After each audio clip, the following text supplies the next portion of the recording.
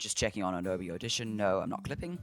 Okay, let's get to the show notes and let's get this party started. Sorry, let me see. Is that better? Is that good? That's probably good. Alright, I think we're good. Hello listeners and welcome to Fighting Failure, the podcast where we discuss solutions to the climate crisis. I'm your host for this episode, Oscar Archibald. And I'm your co-host, Hisham Kanaan. Today we're going to be talking about tech and its impact on the environment. We're excited to discuss planned obsolescence, e-waste, and right to repair amongst other fascinating topics.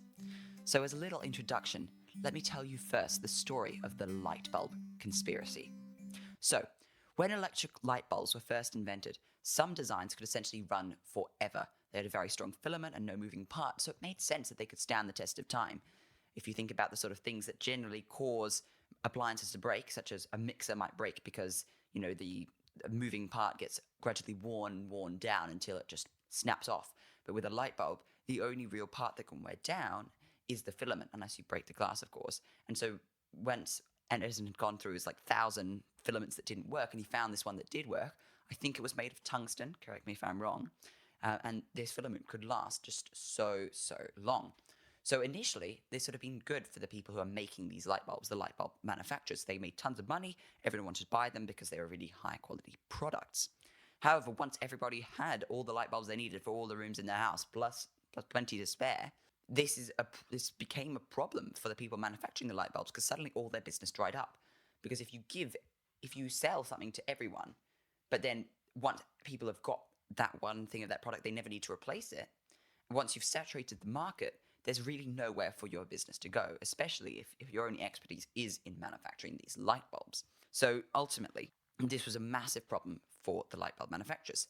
So in an attempt to fix this, the light bulb manufacturers got together in what is essentially a cartel, something of a consortium, and they strictly enforced rules amongst their members to make sure that their light bulbs died artificially after a certain number of hours, typically 1,000 hours. Members who violated these rules were punished for this. So they got together and all agreed to make sure that they specifically put time and money into making sure that their products were worse than they both originally were and than they could be. A bit ridiculous, right? Not a bit ridiculous, very ridiculous. To this day, light bulbs need to be replaced fairly often, and with the advent of LED lighting, which works completely differently to the sort of filament bulbs that we were talking about at the beginning. Filament bulbs, you pass a current through what is essentially a resistive element that gives a whole lot of light, but also mostly heat. Whereas LED lights are much more efficient, and instead it works by passing, I don't really know this that well, but you pass a current over a semiconductor, and that causes electrons to jump or photons to be emitted. Sorry, that's not a very technical explanation, but hopefully you get the idea across that LEDs don't produce nearly as much heat. They still do produce heat, they still do need heat sinks, but it's far more efficient. However, because they're made of this semiconductor material, it means that LEDs are much harder to dispose of properly, whereas a filament is just, tungsten in a bulb, and the bulb was probably filled with argon so as not to oxidize the tungsten or anything like that. Whereas with the LEDs, it's this complex sort of e-waste, and that means it's an even bigger problem when the companies are artificially limiting the life of the LEDs. Also, because LEDs are this new product, companies are playing off people's expectations of light bulbs to die, when in fact LEDs are a technology that could probably last even longer. So again, a problem. And finally, there's this great example or proof of the fact that light bulbs could have lasted forever, if not for this cartel, which is that there's this fire station in California where there's a light bulb that has been on continuously since the year 1901. That's pretty crazy. That's more than 1,000 hours. This was the first example of planned obsolescence, but it certainly wasn't the last. If you're interested in this topic, we made an episode on LEDs with an electrical engineer friend of mine. There's also linked in the show notes a video by Veritasium which explains in more depth the light bulb conspiracy. There's also a documentary on the topic, which is a bit longer if you're interested in that. All the links are in the show notes. From Generation, this is Fighting Failure, episode 35. Let's move on to the problems. So, the first issue, and this is probably one of the most egregious, is things that are deliberately made shoddy. So, the first example that might come to some people's mind is accusations of Apple. There was a scam it wasn't really a scam, was it? But a few years ago, there was this massive scandal called Batterygate. All scandals have to be called Gate. Not exactly sure why. I would love to learn. Where Apple was accused of deliberately slowing down older devices, purportedly so that then people would want to move from their artificially slowed old devices to new devices from Apple to make Apple more of the money. Exactly, to keep fulfilling their requirement as a company to keep growing, in spite of what might actually be their consumers' best interests. If you don't know already, most public companies, or all public companies, and most companies in general, are legally required to act in the interest of their shareholders. And obviously, the interest of those shareholders is for the share price to go up, which means that Apple's company, its sales and everything, needs to grow continuously. So that is their primary objective in doing business, is to grow, is to make money for the people that own stock in Apple. So I think the Batterygate scam was a bit overblown. Apple's response seemed reasonable, which is that they were saying they were slowing down devices to improve battery life, which in fact increases the longevity of the older devices. Nevertheless, people find that this is sort of a breach of, they bought this device and they want it to function how it should have when it was originally made, and not with some sort of artificial restrictions on how the software can perform. For example, maybe it would have just been better to allow cheap battery repairs and keep the good software. Anyway, another example from Apple is that Apple's first generation iPod was found to be designed so that the battery deliberately fails prematurely. So this is, I think, much more egregious than slowing down software purportedly for their to save battery, because they've just deliberately designed this so that people would want to upgrade. And I think that's sort of terrible business practices, and that feels very unethical to me, at least, and I think it would to most people. Obviously, then people need to buy the new iPod, and that makes Apple double the money. So I think that's very egregious. Obviously, another example is those light bulbs we talked at the start, but we've talked about Apple a lot, but honestly, Apple is one of the best in terms of their planned obsolescence and things. We'll talk about this later, but they offer updates for longer than any other brand. And also, their products tend to be designed with a lot more quality materials, and they put efforts into more and more. They're trying to be more repairable. I still really can't give them that much credit for that, because what they're doing is pretty basic stuff. But they also have like their scratch-resistant sort of casing and that sort of idea.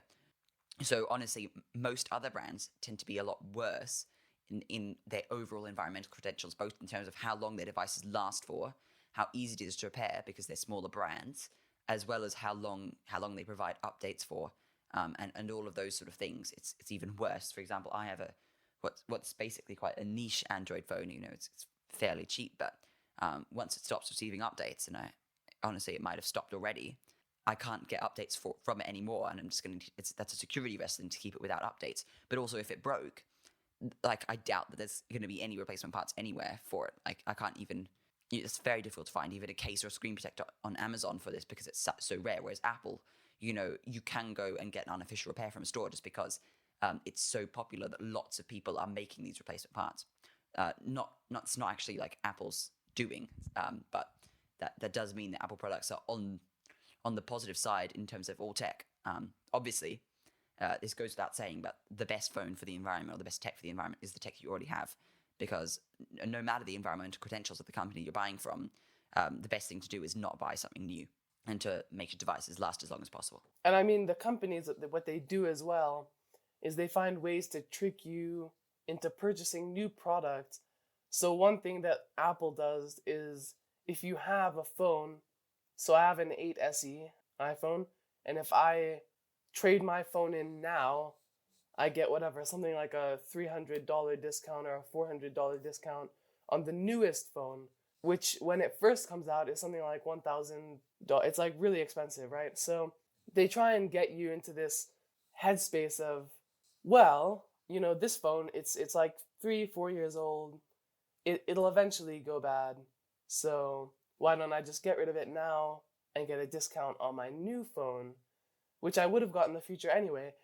But then what you end up doing is you end up throwing away perfectly good phone material, and you end up putting more pressure on them to produce more phones, and they're getting more money because they're getting more money in the present, because they're getting more consumers on a daily basis. And also, I mean, if you look at the margin of profit even when they give you that discount, it's very large, and they've calculated that beforehand. They've calculated that margin for profit to know that if they give you a 25% discount, a 30% discount, they're still going to be making a lot of money off your purchase. So it's all planned. And you have to understand this is that they've set all these very well laid out traps to catch you. Yeah. If you look at Apple's website, they make it look like they're doing you a service. And if your device isn't supported by any of our trade-in, we'll recycle it for free. Like, how nice are we?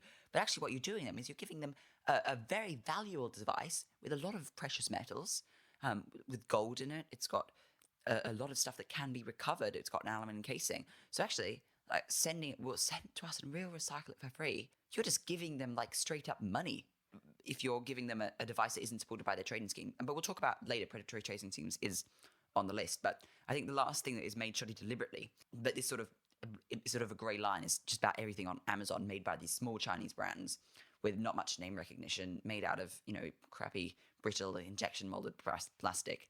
You could say that it's sort of blending the line with the next point, which is stuff's not necessarily made shoddy deliberately, without attention to detail, which is a slightly different thing. I think that just about everything on Amazon sort of falls in between those two, which is that they're deliberately not actually putting in the small amount of efforts required to make a product a bit better, and instead just deliberately choosing to go down the route of making a bad product. So, I mean, the whole way that the market is designed is that, right, these producers, they want to produce a product in the cheapest way possible, and they want to make the most amount of profit off the product as possible.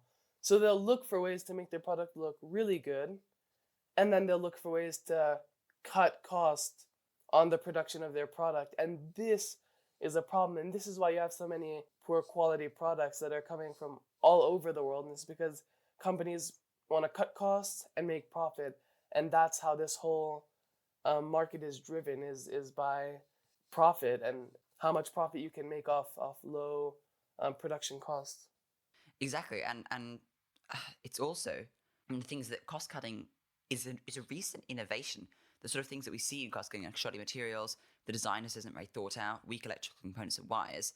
It's actually because of the recent ability for low cost manufacturing, thanks to materials such as plastic, which are brittle but also cheap.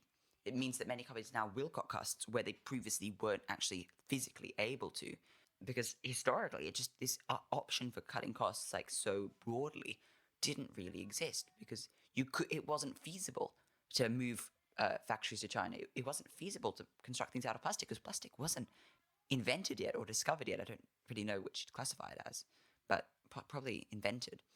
It's also worth keeping in mind that stuff that looks nice or comes from brands with name recognition isn't necessarily not being cost cut, isn't necessarily sound, because corners can still be cut. John Lucas, who was in the episode about LEDs, helped me with some finer points in this episode because he has a bit more expertise in this area. And so obviously we're both quite obsessed with trains. So he's given an example of this, which is the new UK Class 800 high-speed Hitachi trains. These really nice trains. They run on the Great Western Railway. They look really nice. They're really nice to ride in. But apparently in comparison with the 1970s, which is much older, obviously 50 years old at this point, Class 43, HST trains, high-speed trains. I wonder if that's a bit pointless to say HST trains. Anyway, apparently those old ones were equally functional and high speed, but they've just been replaced because it looks nicer. But potentially these new train sets aren't actually as good. Another example he's given for this is that built-in fixtures and fittings inside new buildings are just built a lot more shoddily. So if you think about automatic blinds, coffee machines, fridges, kitchens, doors, wardrobes, all these things that are built into the house rather than just being put on a counter. And he said that when he's compared the old and new equivalents, for example, his grandparents' kitchen versus his own, it's not only is there just general cost-cutting, more shoddy workmanship, but also that the crazier thing, which brings us very nicely onto the next point, which is that we have an expectation that these fixtures and fittings are consumable, that they will break at some point, when in the past you would have thought that they're there and they're there to stay. I mean, prices also go down with time, and this is something as well, is that they might not even, sometimes they might not necessarily have to drive down, they might not cut the prices which you're paying for their products, but simultaneously the prices of what they're using to produce your products are becoming cheaper and cheaper. And this is something that's happening as well. It's like plastic went from initially being, quite expensive to now being worth nothing. It's like there's plastic everywhere. It's worth absolutely nothing. And so, I mean, the use of products just over time, as they become more and more common, is driving down the cost for production, but then they're keeping the cost of purchase at the same level, which is also of course a problem for the consumers because they're paying more than they should be for their products. Yeah, that's called shrinkflation, I think, in a way. Or one example of that is shrinkflation. Very often in supermarkets, when you're trying to buy stuff, the price stays the same, but they just reduce the amount of stuff that they put inside. So maybe it's still £1 for a pack of donuts, but the pack of donuts now has 4 donuts instead of 5. Or it's now still £2 for a pack of Skittles, but the Skittles now has 25% fewer Skittles inside of it. So that's a similar example where it looks like you're getting the same stuff, but actually they're still making, they're basically increasing the price per volume of product, but the price per package has stayed the same. So it's sort of a very genius, sort of clever Danos way of doing it. Yeah, it is very smart. I mean, and if you look at the way that products were formerly manufactured, I mean, products were made to last because they needed to last because they were harder to produce. And now, because of how easy, it is to produce a product just going through a factory, there's a constant want of the producers to produce, and get as much of it on the market as they can. And so this is, of course, been a driving force for this planned obsolescence because they can produce and they have that ability to make profit over a longer period of time, because of how quickly they can put stuff on the market. They want stuff to constantly be taken off the market so that they can increase the rate at which they're putting products on the market. Yeah, it's just crazy the massive mindset shift that like all of society seems to have experienced. Like you said, everything used to be expected to last a lifetime. It's not just everything that did last a lifetime, but that's people expected it to last a lifetime. You think about like dresses were made with care by a seamstress, and every woman knew how to mend a dress or darn a sock or anything like this. Not that only women can do that as well. No, obviously, we shouldn't hark back to, society used to be amazing. The obvious equality issues in the past, but that's how it was. Household sewing machines were a much more common sight, but people still have sewing machines today. My sister has one. But the thing is that they found practical use, like they were just mending the stuff that they wore every day, and that was just part of life.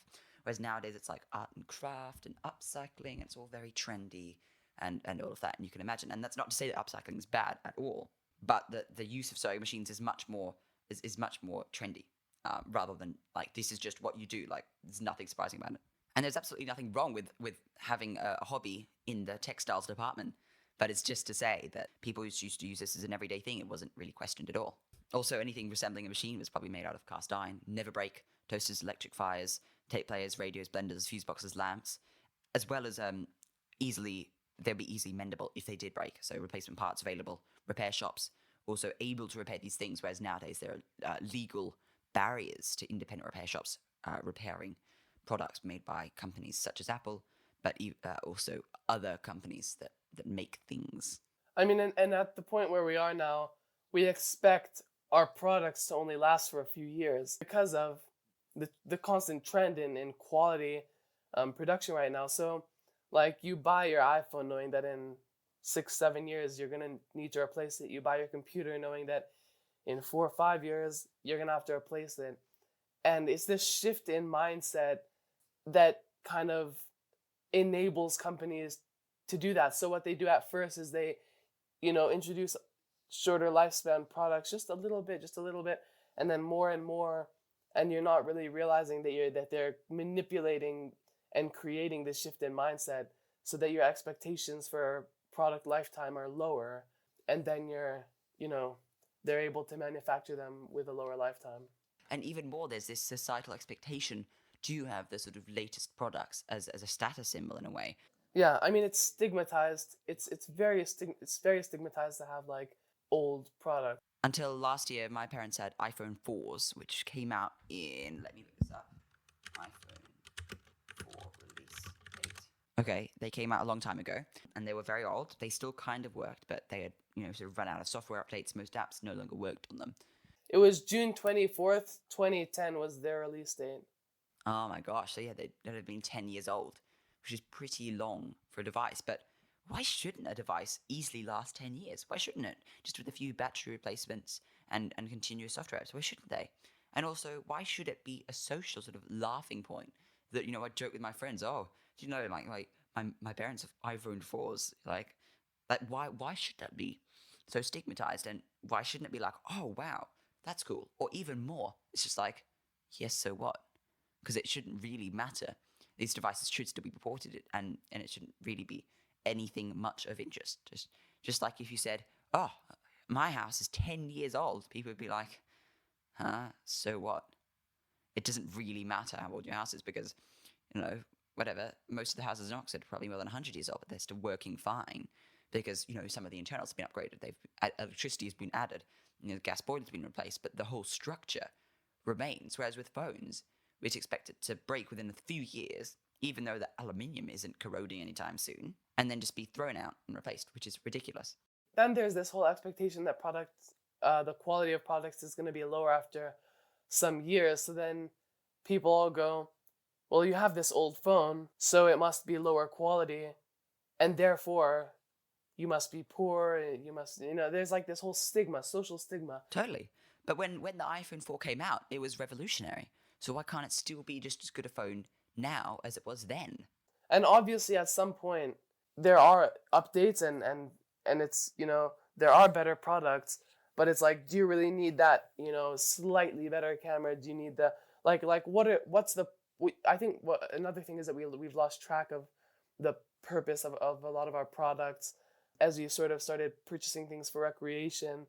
Is that like, do we really need a better camera on our phones? I mean, yes, at some point you probably do want a better camera on your phone, so maybe you do upgrade. But then do you need to go from the 12 to the 13?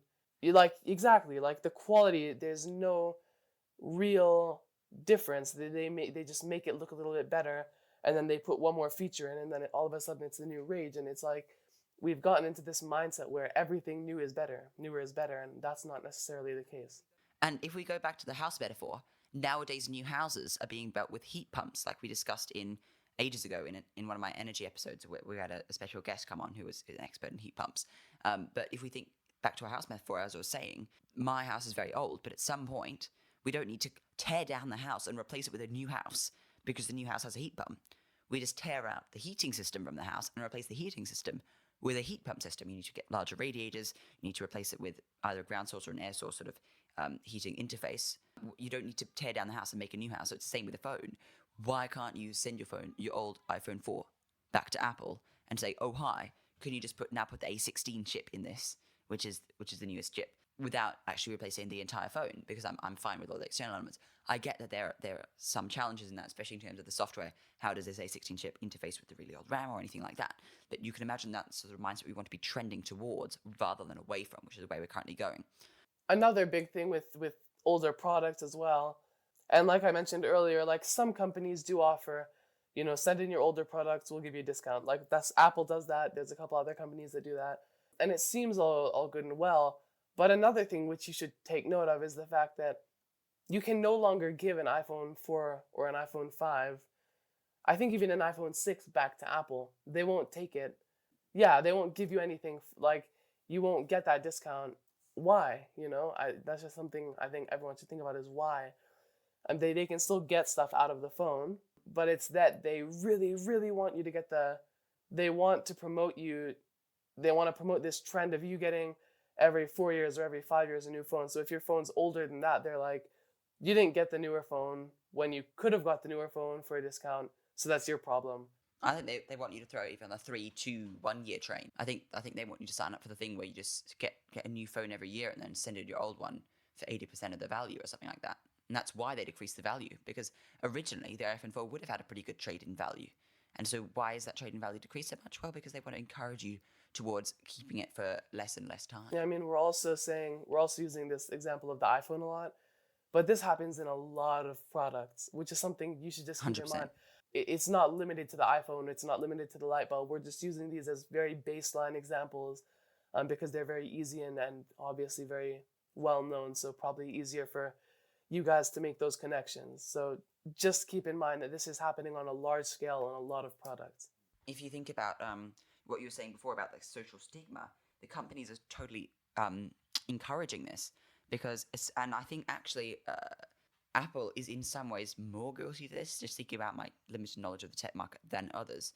Because especially recently, the iPhone 12, the iPhone 13, the iPhone 14 have had very minor changes, but they're still sticking to their yearly release schedule. They're still naming it as a new phone every year, whereas previously they might have called it, the 5S was a thing, I think.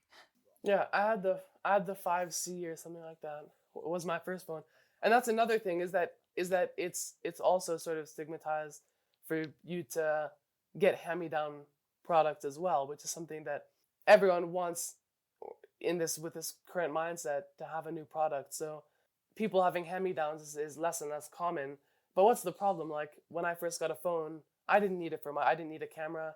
I was just using iMessages to message like my grandma and Oscar. And so like, what do I need, an iPhone 13 for?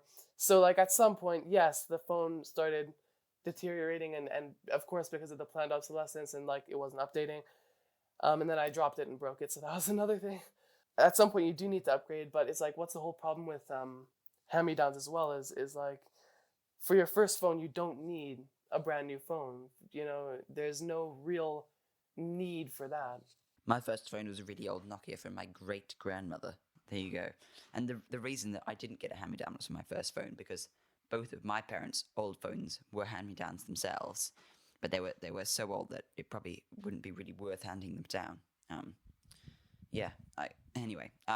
What I was saying is that the companies are encouraging this social stigma by just creating these really, really gimmicks. Like, that doesn't make any sense. These really gimmicky products. For example, when Apple released the iPhone 13, that was just completely unnecessary. They could have just bundled it together, like those new features together with the 14 in a 2-year release update, but they couldn't because that would stagnate their stagnate their sales, and they knew that. But to think about the main thing that they changed with the 13 from the 12 was that they just got the little camera and they just shifted it across one. Like that's all they changed. Just about there's like a tiny bit of other changes, but that was the main feature. But if you think about why they did that, it changes nothing about the functionality and everything about what it looks like, and so people can look at that and say, you've got the iPhone 13, you've got the new phone, and there's very much a social thing attached to that. There's also the way that they add new colors every year, or even halfway through the year they release the phone with a new color, just because it doesn't change the functionality. It just means that they want people to have the latest and supposedly the latest greatest thing, but people also want to show off that they have the latest greatest thing, and that's sort of more important. Yeah, I mean, and that's the thing as well, is that they're making it so easy for people to recognize that you have the latest and greatest thing, or latest and maybe not so greatest thing, because they change the design so slightly. I mean, like going from even the body of like 7 to 8, the iPhone 7 to the iPhone 8, all they did was change the back from metal to ceramic or whatever. It's like a more chic look that you can pick up if you look at, like, you can't even see it through the case. I mean, all you can see, the only difference you can pick up is like surrounding the camera or like around that little iPhone symbol. Like it's so small, and sometimes it's bigger than sometimes the going from whatever the 8 to the 10 or whatever that was, the size increased, and so like the size increased, then they changed the positioning of the little cameras. So it's just like they want everything to seem so much bigger and better than it was, and they do a really good job of making it seem like that. Anyway, I think we should move on. Yeah, we should definitely move on. And this also links to fast fashion, which is an episode coming out hopefully soon. Another thing in this space of advertising is devices actually pushed in our face by companies, like saying, you want this, get this new phone, look how cool it is, whatever. Whereas what would happen, or what would be ideal, is that, my phone's finally it's finally limiting the sort of amount that I can do with it, or I need this phone to offer me more in terms of what the actual functionality it offers. For example, maybe I've got Korean photography, I need a bigger camera, or I need to be able to get higher Wi-Fi speeds for my job. Any number of those are both terrible examples, but you get the idea. And then at that point, we could research what phone do I want to get. Whereas the opposite is happening, that they're like, you know what, you need this, you need this, you need this feature, you need this feature, you need that feature, you better come buy a new phone. Rather than just letting us think, it basically creates an artificial want, because we don't actually want that feature, but then they tell us the feature exists, and they also tell us other people having the feature, then we really want that feature. Something like Memoji. Maybe, I don't know, people switch to Apple because, wait a second, I can get moving emoji that are based on my face. Yeah, it's a bit strange. But we need to keep moving on. But if you want some more talk about why advertising is actually an environmental issue, listen to episode 32, where I interviewed Dexter Twycross about degrowth. It's a fantastic episode, one of my most popular to date as well. So make sure you give it a listen. Sorry, 1 second. What is it, Baba? I need like 20 minutes. Yeah, 20 or 25, yeah. Okay. I don't think so. Oh, sorry, Baba. Sorry, my dad made breakfast, but... Okay, so the next issue is that devices are not given updates for very long. I'll be very quick on this because we mentioned it earlier. Essentially, especially on phones, lesser extent on computers, but I'll talk about that in a sec. You're tied to this one manufacturer, especially with Android phones. It's tend to be a smaller manufacturer to give you updates, and they don't tend to give you updates for very long. My phone, I don't even know how long, but it's like only a few years. Samsung's maybe got like 3-4 years, and Apple's giving you like 5-6. But that's like the best of the best. Whereas on Windows, like I don't know, but if you got a Windows computer in 2015 with a Windows 10 installed, then that would receive updates until 2025, and old operating systems even longer.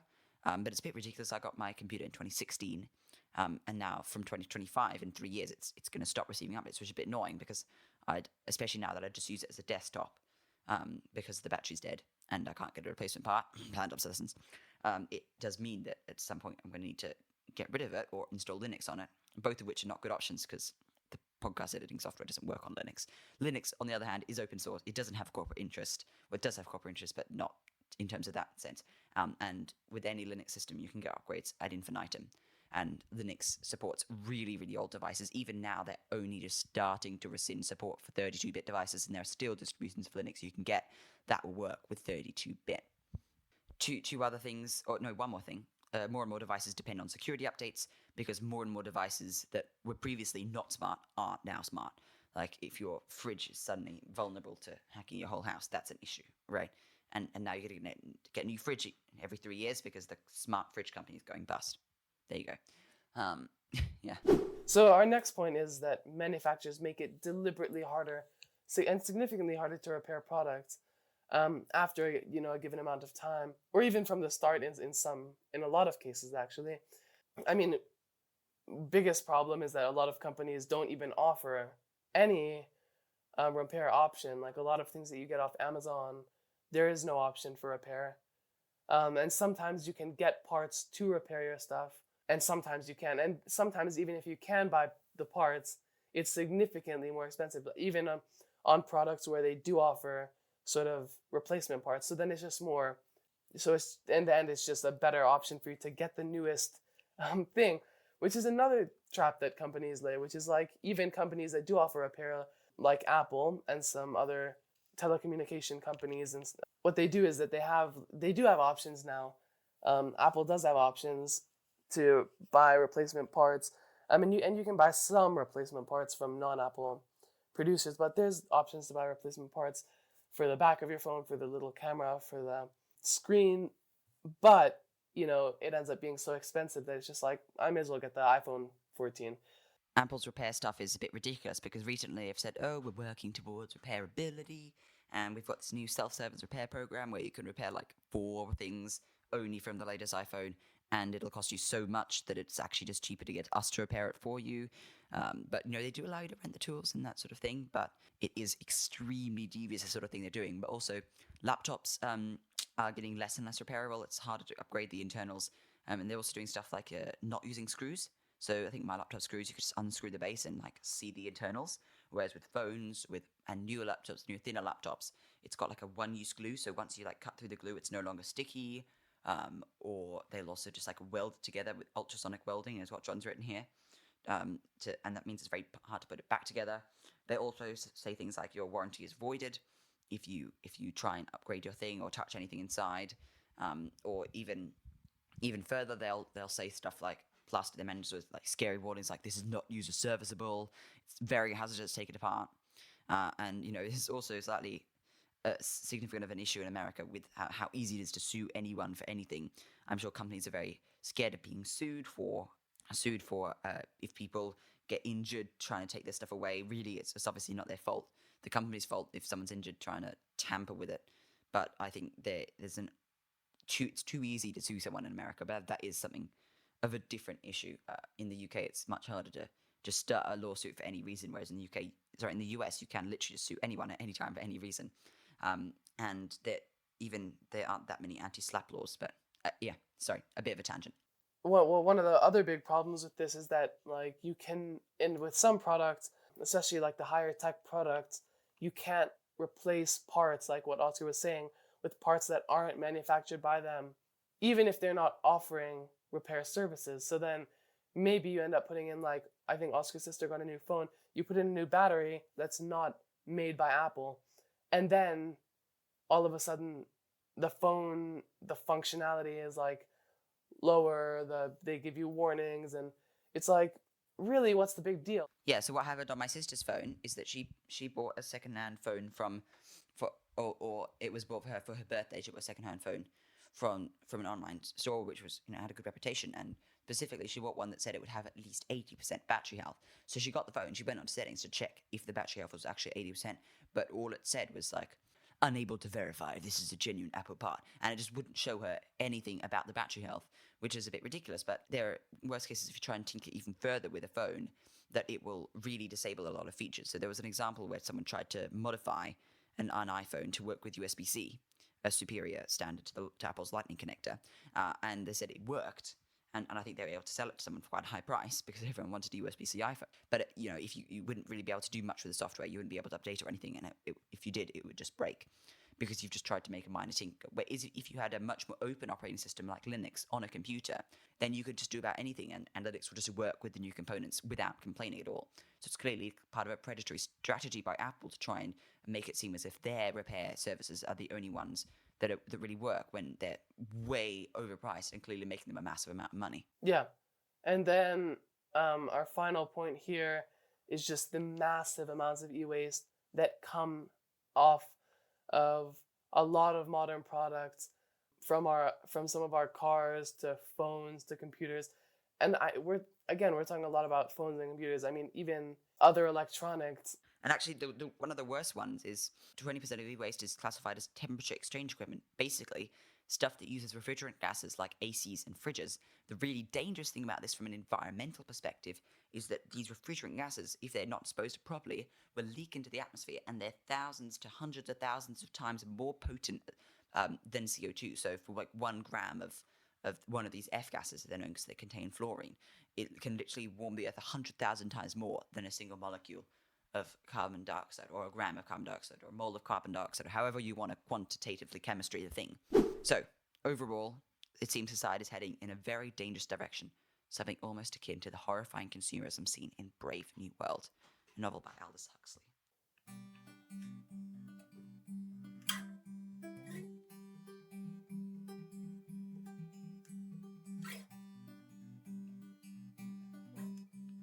You're listening to Fighting Failure.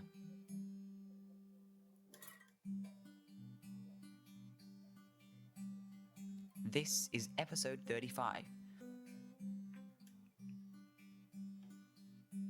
All about planned obsolescence, e-waste, and right to repair.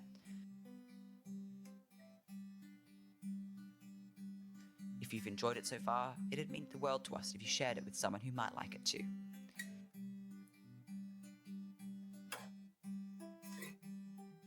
If you'd like to make a financial contribution to the continued running of the show, our Patreon link is in the show notes.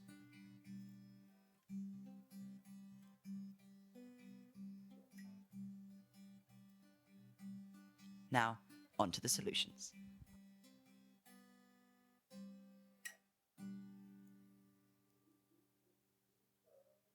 So, right to repair is ultimately one of the best solutions, I think, to planned obsolescence. It's not a structural solution in the same way, but it is a legal sort of government initiative that will enshrine into law the idea that companies cannot discourage self repair of their products, and they also need to make their products more repairable and furthermore provide replacement parts and tools at fair prices so that people and independent repair shops can repair products at reasonable prices for for the device's lifetime. So for maybe 10 years, these replacement parts need to be available, and that could be increased as well.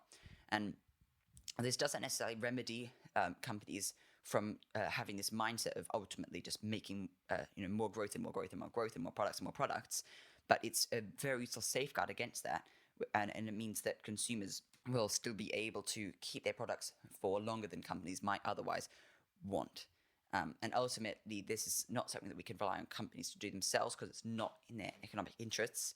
But it's something that needs to be enshrined into law, and I think that process is already starting. Yeah, again, like we mentioned, I mean, a lot of these companies are legally, I think, required to maintain the best interest of those who hold their stocks. Yeah, and so of course the shareholders want an increase in profit for obvious reasons, and so then they're obliged to make sure that they're maintaining this profit increase on a yearly basis, which is not a great thing, obviously, and that's what causes the whole problem. So it'll be very difficult to create this right to repair and these longer lasting products. But this is something that I think should be, like Oscar said, enshrined in law, and there should be some legal obligation to produce. Yeah, exactly. I mean, like we said, government incentives and law enforcement is one of the best ways. I mean, it's a very anthropocentric view on the whole thing, but it is a very good, it's one of the best ways and one of the only ways that we can sort of limit our impact. Because governments could have governments or large organizations have to make the change, because as much as we individuals can try and help, and our impact is insignificant. And obviously, when we encourage more and more people, like we are with this podcast, to make a difference, it does make a difference. And for example, with minimal legal input, meat eating in the UK is decreased by 17%. So that's an example of how individual action really does matter. But government action matters even more, because a government with a stroke of a pen, okay, a bit more than a stroke of a pen, but get my idea, can make a massive, wide-sweeping change that, like, in statistics will show as like a downtick on that graph. And so that's what's so important. Anyway, that's right to repair. It's really quite a simple concept, but it just needs to be enshrined into law, and it needs to be practiced widely, so that we can regain autonomy over the devices which we purchase with our money from companies. I think it does just make quite a lot of sense. And the next solution is modular devices. So one example of this is the framework laptop. Literally every part can just be interchanged without much more than a screwdriver. On the website of this framework laptop, you can find replacements for every component. If you break something, or if it breaks itself, or if you just want an upgrade, maybe you need a more powerful CPU because software's gotten more demanding as it does. You can literally just buy a new motherboard without buying a new casing, without buying a new keyboard, without buying a new trackpad, without buying a new screen. But you can still upgrade the internals if you want. So it's very future-proofed. And then you could also repurpose your motherboard or sell it secondhand, and that's a much more sustainable way of doing things. Yeah, and then to add to that, just longer lasting product updates. So being able to update for a longer period of time, it also increases the lifespan of a product, because it stops deteriorating at a better rate, and you get the more modern features that you might want on your phone. Because imagine how many screens, for example, are being thrown away that were perfectly good just because the thing that they were attached to was no longer.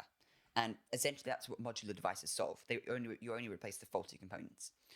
There's also there have been some ideas for a modular smartphone, but that's much smarter to do because smartphones need to be more waterproof, more drop resistant, all those sorts of things. But there are absolutely ways that people or companies could make smartphones more repairable without sacrificing those things. In a way, it's just about the intent. If companies intend to make something repairable, rather than intending to rip off the consumer by making them buy new things more often. The next solution, and this is one that I'm quite a fan of, is this EU initiative for a common charging connector. Essentially, by 2024, all all electronic devices which have a USB port, which includes Lightning, which includes micro USB, all of those sorts of things, need to have a USB-C port for charging. This is specifically for charging. And it essentially means that people can just have one USB-C charger and one USB-C brick for all their products because they're all going to be charged by USB-C. Don't think this includes laptops. But for stuff like phones, cameras, all that, iPods, if those still exist, anything like that, it's going to need to use the common charging connector. It is rumored, however, that Apple is just going to skip USB-C entirely and just become portless, which means that then they don't need to follow the rules. And then, they just use MagSafe, which is obviously bad. MagSafe is a bulky connector that's not good for consumers, and it is not powered by USB-C because you've got like this massive MagSafe puck that you have to stick onto the back of a phone. Just to throw more dirt on Apple, probably unnecessarily. One of the reasons it's theorized that Apple has refused for so long to switch to USB-C when basically every other manufacturer has, is that they profit massively off having a monopoly on the Lightning ecosystem, so that they make money off every charger or every accessory that comes with a Lightning, which is Lightning compatible, which means it's compatible with iPhones. And that's basically forcing companies to work with them and give them lots of money. It's the same with MagSafe, which means if they skip USB-C and switch to MagSafe, they will maintain their monopoly, and that's probably why they do it, just for the ching-ching. But that's not so great. Yeah, so we've talked a lot about how batteries are the component that fails most often, essentially, and cause people to throw away otherwise perfectly good devices. Something that absolutely needs to be implemented, not necessarily to counter planned obsolescence as such, but just for environmental reasons, is to have much more easily available recycling for batteries. They're difficult to recycle, but they need to be recycled because they are going to be the thing that holds up the electrical revolution when we replace fossil fuels, mostly with electricity. We're going to need so many more batteries, and if we're just throwing away all the precious metals that go into making batteries just like that, that's going to be really difficult. Yeah, and also there's large amounts of e-waste that come from the batteries and a lot of single-use batteries, which are, of course, becoming less frequent, but are still used in a ton of products. And the problem is then that we're just getting a battery acid, throw that away, chuck that away. Of course, that's going to cause tons of problems. And there's aluminum and there's all types of problems that come from these disposable batteries, and also batteries that have a very short lifespan. Even if they're not disposable, just know that they are disposable. It's just their way of tricking you into thinking that it's a non-disposable battery because they give it a slightly longer lifespan than it would have otherwise. But really, I mean, this is one of the biggest drivers of e-waste, which, of course, at this point meshes very nicely with our next point, which is fair trading programs and recycling. Easier recycling of these batteries and other parts with rare metals that could or should very easily be recycled to reduce the need to mine for more of these limited products and to also limit the cost. I mean, of course, recycled products would limit the cost, but they're just as good in a lot of cases, not in all cases. And so, of course, fair trading programs and recycling is one of the best things that we can have as a step forward, but that's a shift that we need to see in the companies, and again, that's going to be very hard. We've talked a lot about how predatory these trading programs can be. We've mentioned a lot about how they only give you stuff for the latest devices, but they also give you credit. So they're not actually giving you money, they're just giving you a discount, essentially. And given how high their profit margins are, the discount isn't actually costing them that much. Whereas if they actually gave you a cashback, then they would have to make it much smaller. So in a way, it's a win-win, but in a way, it also isn't, because it does force you to buy from that retailer that is giving you that trading credit. A fairer system would give you actual cash based on the value that they can extract as a recycling company from your device, rather than credit from most likely reselling your device if it's in good condition after a bit of refurbishment. Yeah, I mean, back to battery recycling quickly. My idea for places with curbside recycling is that the council gives you like a stash of red bags. Then if you have batteries that need recycling, you just put it in a red bag, like close the red bag and put it on top of your bin. Then it'll get collected separately. But, it depends ultimately on how it's implemented. It will depend on where, because places like Amsterdam don't have curbside recycling. Maybe you have like a little pool bin, whatever. It's really not that important. But the important thing is that it happens. The last solution would be subsidies for second-hand products and refurbishing. For example, we could say that there's a larger tax on new electronic devices and no tax on refurbished second-hand ones. I don't know if that system could be gamed in some way. I need to think about it more. Yeah, I mean, just breaking down as well that social stigma against secondhand products. That's a big step forward. Yeah, ultimately, you can't legislate for that, but it's very important that it happens. I mean, it's something that you can take part in by just trying to actively shift your mindset. But this is really going to be difficult to take part in as a whole if companies don't stop manipulating their products in such a way that they sort of force this mindset upon us. And so that is our final point. I think that. And so, with that, thank you for listening, and we'll see you in the next episode. Goodbye. This has been Fighting Failure, episode 35. This episode was written and produced by Oscar Archibald. Additional content input from John Lucas. Co-hosted by Hisham Kanaan. Support us on Patreon. Links in the show notes.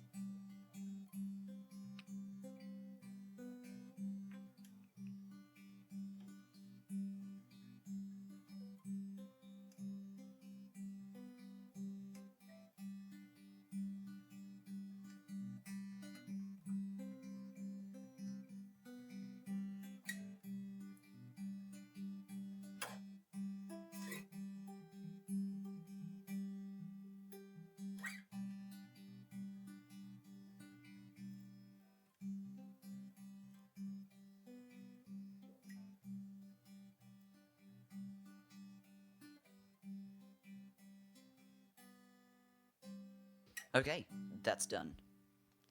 Stop recording.